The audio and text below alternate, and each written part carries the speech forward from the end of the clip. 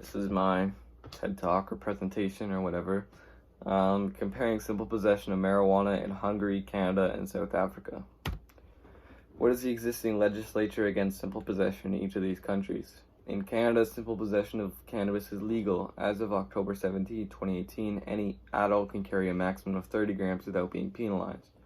The exception to this crime is minors. If a minor is caught with any possession of marijuana, they are fined $150.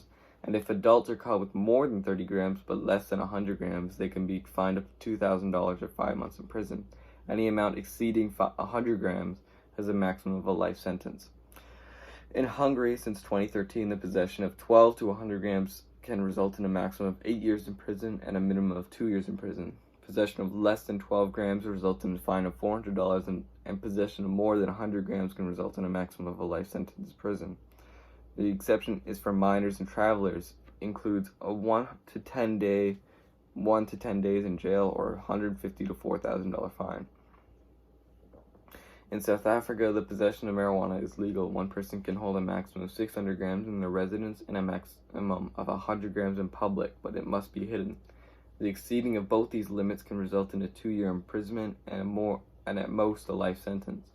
The exception is for minors, $300 fine for amounts less than 100 grams and 20 days in juvenile detention for amounts more than 100 grams. What is the reasoning behind each country's legislation? In Canada, there has been a request for legalizing small possession of marijuana since the turn of the 21st century. Cannabis was one of the most popular drugs that was filling Canadian prisons and generating millions in black markets. A quote from Kathleen Lynn, the former Premier of Ontario, best sums up the push for legalization. Legalizing and regulating marijuana will bring one of the nation's largest cash crops under the rule of law.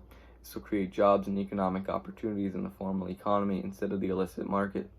The Hungarian government has made its law about cannabis due to its strict standing against recreational drugs. The Prime Minister of Hungary, Viktor Orban, said this: "Drugs and narcotics are a poison to our youth and working class. It distracts them from the real pleasures of life and must be restricted to protect society." In South Africa, the possession of small amounts of marijuana was decriminalized. This decision was due to a 2018 court ruling that the prohibition of cannabis was unlawful and violated the right to privacy. This sparked the first legalization of cannabis and allowed the government to implement legal weed shops. Charts and infographics. So the first chart is a Hungarian chart about which consumers of drugs consume which drugs. So it shows alcohol, tobacco smokers, vapors, and cannabis, and a whole bunch of other drugs. And the significance of this is that cannabis consumers rarely consume any illegal drugs other than cannabis and only consume alcohol and tobacco.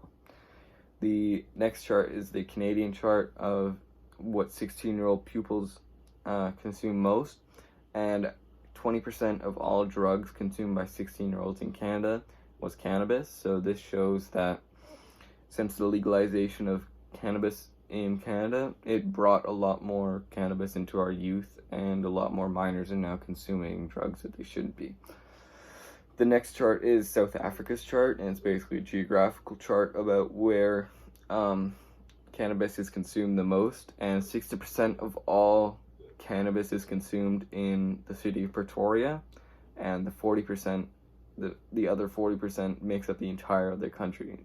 Pretoria was where the first 2018 court ruling was, and where the first weed shops were popping up. How do trials differ in each country? The trial process in Canada is simple. If the possessor is within the allotted amount, they are to receive no penalty, and there's no reason to have a trial.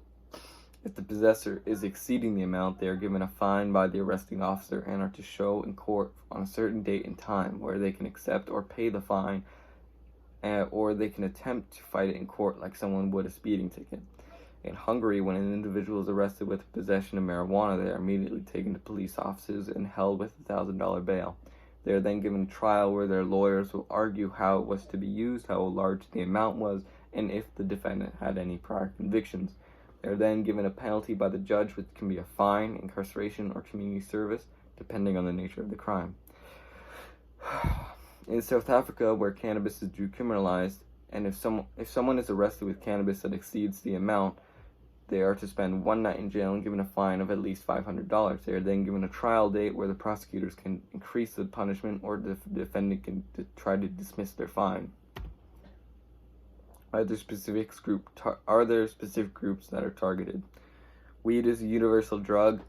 All ages, all races, all religions use it. So there's no real target for any of these laws. I mean, I guess the legalization is to improve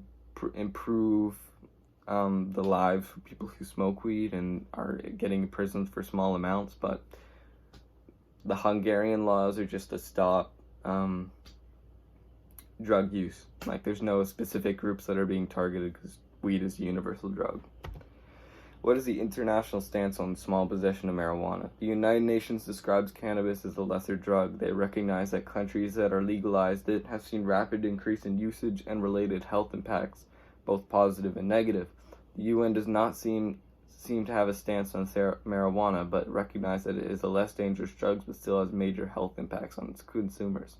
Interpol views cannabis as another recreational drug, but it will abide by the country where they're arresting the individual in. Their stance is the same as whatever country they're arresting the individual in. What is Canada's perspective? Canada supports the legalization of marijuana. The Canadian government's thought process is that marijuana is not a dangerous drug and this should be allowed for recreational use. They also believe that marijuana is a very lucrative product that can bring a lot more tax income to the government. Their reasoning for supporting decriminalization and legalization is that before it was legalized, cannabis was incarcerating hundreds of young men for petty crimes that were not punished correctly. Canada supports legalization in other countries because of the known benefits, but does not actively encourage other countries to legalize it. They do not prosecute Canadians internationally for weed crimes in foreign nations if they are within the domestic limit. Canada doesn't seem to be planning to change or modify its cannabis laws anytime soon. The Canadian government simply seems to wait for more data to come about the fairly recent legalization. Which country has the best laws to tackle small possession of marijuana? In my opinion, based on the evidence, Canada has the best laws for small possession of marijuana. First of all, marijuana is not a dangerous drug like cocaine or heroin. It has more health benefits than detriments. It doesn't have highly addictive qualities, yet it is one of the most purchased drugs globally. The legalization of marijuana is the best solution in my opinion. It is better than South Africa's laws because it allows for less cannabis a person can have, which allows police to distinguish between legal distributors and recreational users. In conclusion, Canada has the best laws because it brings the monetary gain from marijuana to public coffers, keeps our jails and prisons open for dangerous convicts, and is precise enough to be just enough for the average person and not enough for illegal dealers. There's my presentation. My sources will be for each slide in the source list. So it'll be slide 1, the sources that I use for slide 1.